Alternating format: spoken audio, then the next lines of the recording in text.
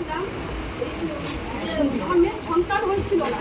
তো তাদের বাড়িতে ডাক্তার দেখেছিল, মানে ডাক্তার বলেছে যে কবে হবে সেটা বলতে পারবো না, কিন্তু ডাক্তার দেখেছিল, ওষুধ খেয়েছে, কিন্তু কোনো কিছু নয়। কিন্তু তারপর আমি দাদাভাইকে বললাম এসে, তো দাদাভাইকে দিদিভাইকে বললাম, তো দাদাভাই তো পেটে হাত দিয়ে, দিদিভাই পেটে হাত দিয়ে প্রার্থনা দিল।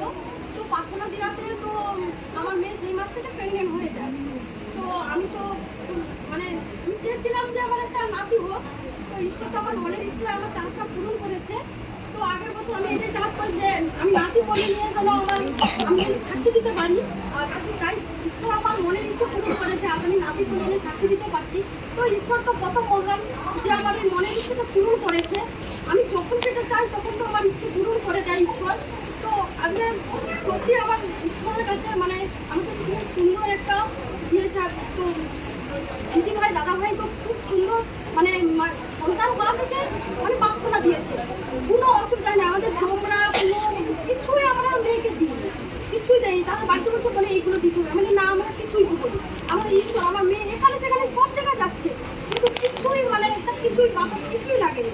তোমরা দেওয়া হয়নি, কিছুই দেওয়া হয়নি, মেয়ে এখানে সেখানে যাচ্ছে, সবই ঠিক আছে। দাদাভাই দিদিভাই তো অনেক পরিশ্রম করছে, সব সময় প্রার্থনা দিতে থাকে।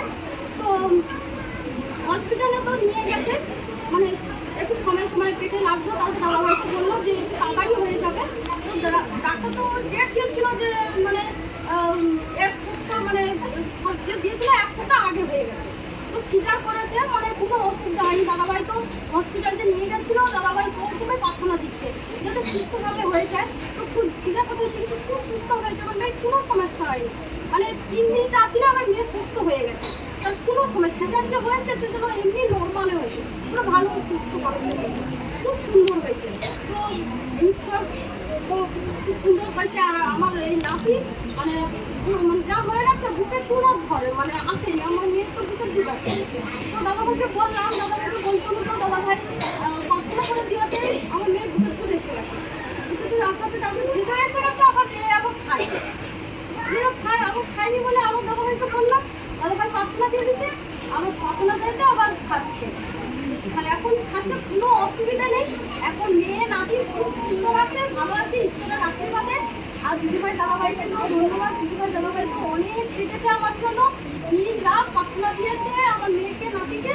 খুব সুন্দর আছে, এখন সুস্থ আমরা তো খুব সুন্দর আছি, সুস্থ আছি, ভালো আছি ঈশ্বরের আশীর্বাদে। আমি ঈশ্বরের কাছে এসে অনেক কিছু পেয়েছি। আগে আমি কিছুই পারি, আমার অনেক কষ্ট ছিল, এখন ঈশ্বরের কাছে এসে আমি খুব সুন্দর ভালো আছি। এখন আমার পরিবার খুব সুন্দর আছে, সুস্থ আছে, ভালো আছে।